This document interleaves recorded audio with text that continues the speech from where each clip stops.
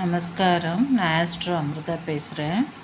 இன்றைக்கி நம்ம பார்க்க போகிற தலைப்பு எதை பற்றி என்றால் சனி கிரகத்தை பற்றியது. சனி கிரகம் ஒரு நீதிமான் போன்ற கிரகம்.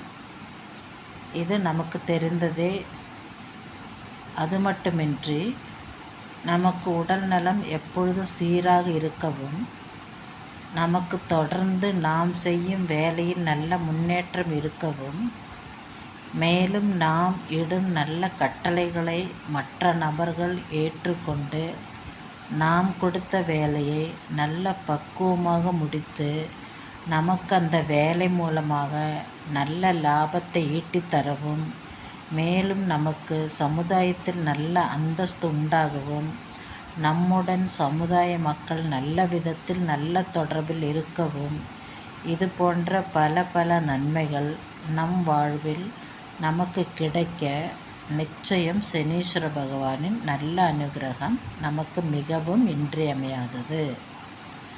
அதாவது அந்த அளவிற்கு சனி பகவானின் நல்ல அனுகிரகம் நமக்கு தேவை.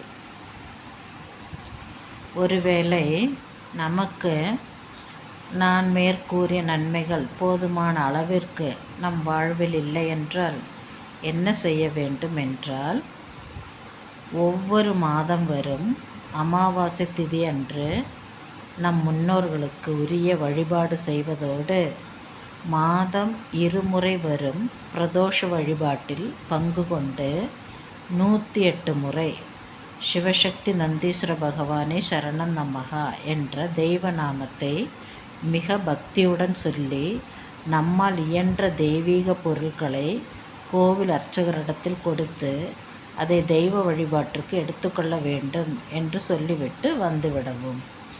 இதுபோல் நீங்கள் 8 வாரம் செய்யவே உங்களுக்கு மேற்சொன்ன நன்மைகள் நமக்கு தெய்வங்களும் பிதர்களும் தருவதை நாம் உணரலாம்.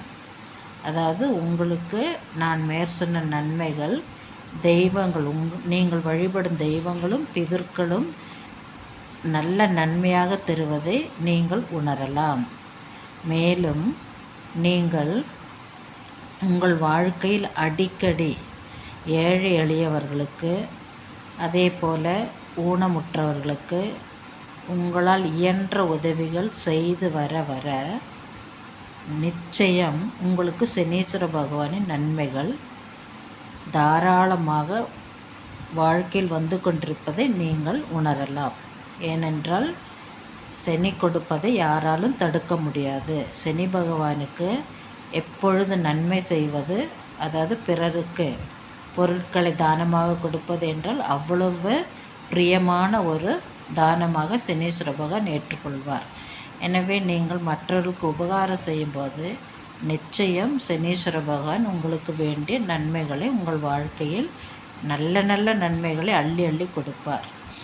அப்போ இந்த வீடியோவிலிருந்து நாம் தெரிந்து கொள்வது என்னவென்றால், சனீஸ்வர பகவான் நல்ல அனுகிரகம் நமக்கு கிடைக்க வேண்டும் என்றால் நாம் நிச்சயம் நம்முடைய கடமைகளை சரிவர செய்து, அதே சமயத்தில் கிடைக்கும் நன்மையை பகிர்ந்தளித்து நாமும் நன்றாக வாழ்ந்து பிறரையும் வாழ வைக்க வேண்டும் என்பதே சனீஸ்வர பகவான் நமக்கு உணர்த்துகிறார்.